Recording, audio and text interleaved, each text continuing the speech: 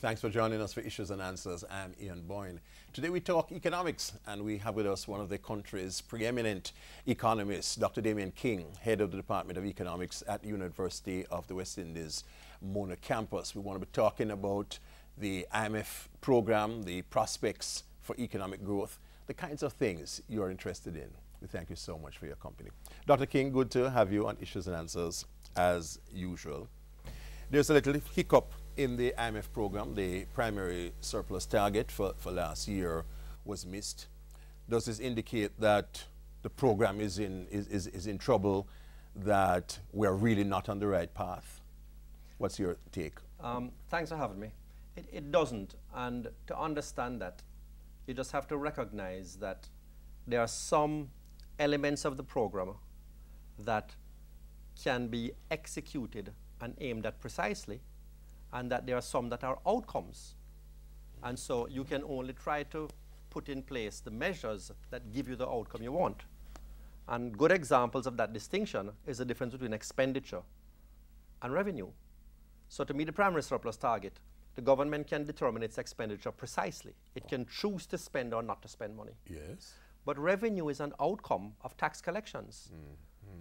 And therefore it is affected by the efficiency of tax collection, by the amount of inflation that the economy has experienced. So ironically, by the amount of economic activity. Yes, low inflation absolutely negatively affects. So you sort of aim for the amount that gives you the target. But you can always come in a little more or a little less. And so in that context, it doesn't really represent an abandonment of the program.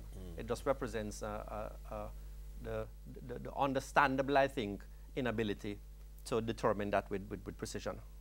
It is likely that the IMF will factor those issues in looking at its own assessment of the program. I would think that since the missing of the target does not represent a failure of commitment on the part of the government. Yes, that's what the EPOC chairman said. That they would look at it quite favorably.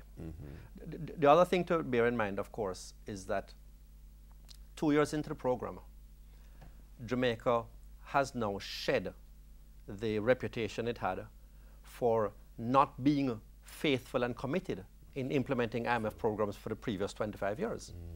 So now we have credibility. We have credibility now. You see, we have a lot of credibility because of the discipline that we have exercised in putting in this program. Discipline that even reasonable people thought was beyond the capacity, the management capacity of the government.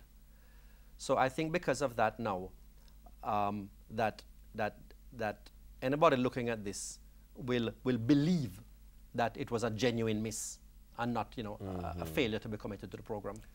So you are saying we still have a credible economic program?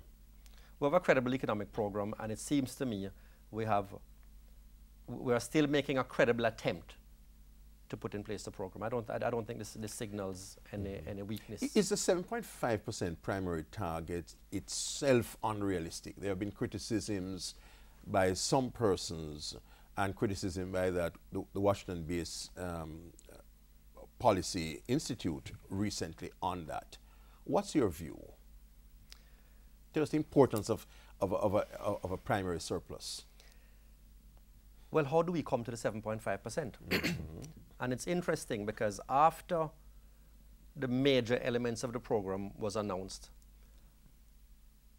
the Caribbean Policy Research Institute did an independent modeling of the program to see if it was going to deliver the fiscal outcomes that it had promised. And it was independent because I have no idea what the IMF model looks like. So we sort of constructed our own and did a simulation of how the economy was going to evolve and what the expenditures were likely to be and what the revenue was likely to be. And we concluded that a 7.5% fiscal surplus just barely and gradually turned around the debt trajectory to make it start pointing downwards. To the point where 7 years after the start of the program, we would only get to a debt of 100% of GDP, which was very close to the 96% that they estimated. So here's the point. The question is not whether 7.5% primary surplus is too stringent. It is what do you actually need to achieve to solve the problem. And 7.5% just barely achieves it. So had they gone for 7%, then the debt trajectory would still be rising. Which means that the sacrifices would have been in vain anyway. Absolutely. So it's necessary to stay the course, you would say. It was necessary to make the government sustainable. Yeah. People Now it's kind of hard yes. that something of that magnitude, you know, puts you in a position where you sort of have to do it or you sink. But that's a situation we've gotten ourselves into. That's a condition we had. Yeah. Yeah. There are a number of persons, Dr. King, who talk about the pain of the program, who talk about the pain of the adjustment. They look at the health sector and they say, see, the health sector is starved of investment. Public sector workers are demanding more than a 5% increase. What do you say to these persons? Well, one of the reasons that I am not particularly convinced by that argument is that if you look at our experience in Jamaica over the dozen years hold the thought there while you expand on that important position. Leading economist Dr. Damien King speaking to us about the government's economic reform program and the prospects for growth. We take a break, but we'll be right back.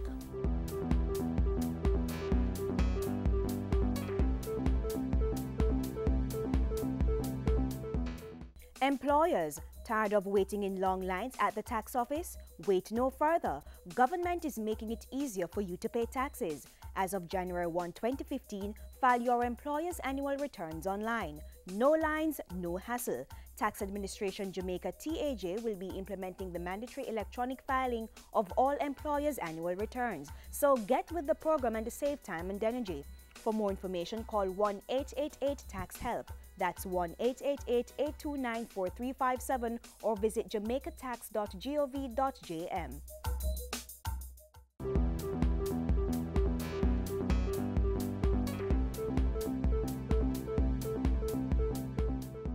UWI Department of Economics head Dr. Damien King is our guest on Issues and Answers. Dr. King, you were completing a point. You were making a point. Yes.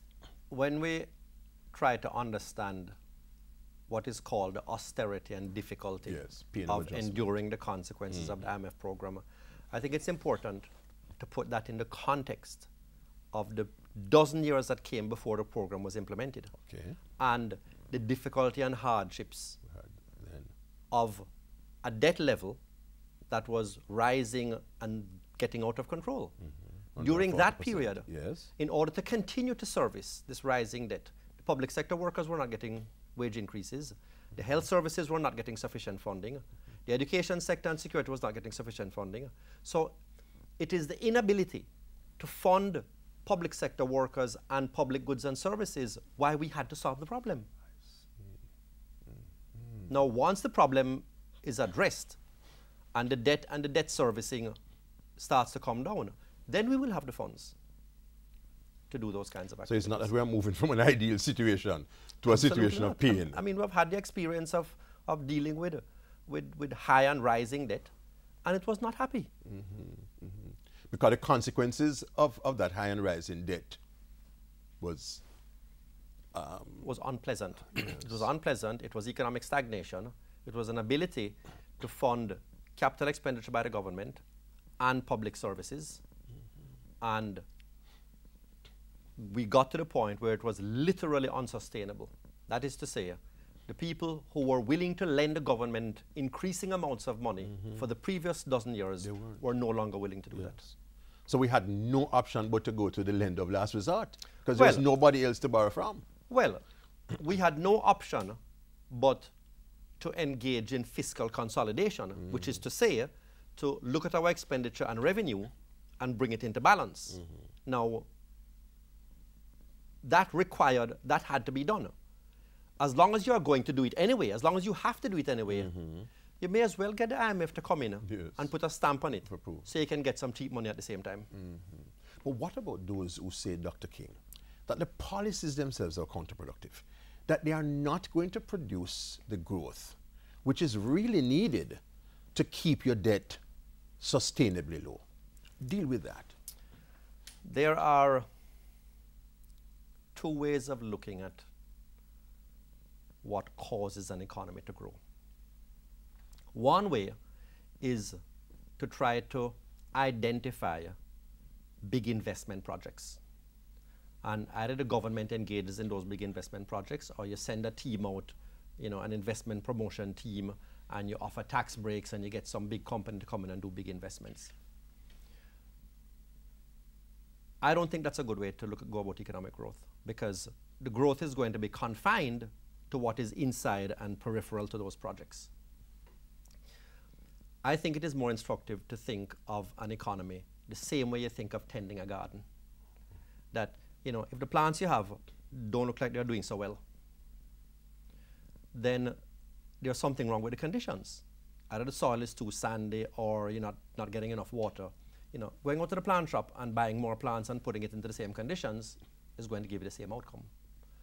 So I think a better approach is to try to improve the conditions. How do you improve the conditions?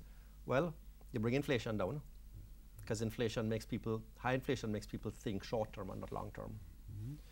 You balance the budget so people can go about their business without worrying about a default next quarter and a fiscal crisis and capital flight. And you build highways so that goods and people can move around very quickly. Now that sounds like very much what is taking place. Mm-hmm. So I think that just creating a better environment for growth is going to yield a growth benefit. Oh. That's not all there is to it. That leads to two other questions. One, are there other elements of the economic and business environment that can benefit from similar improvement? And the answer is yes. Mm-hmm. So at some point we need to turn our attention to that. The second question it leads to, which is a question where informed people can differ, is looking at the economic environment and improving the conditions for growth a really sufficient condition to get us to high sustained growth. Mm-hmm. And, as I said, intelligent people are divided on that one. Yes. But we are generally moving in the right direction, you would say. Well, insofar as improving the conditions in the garden are a necessary condition. Yes.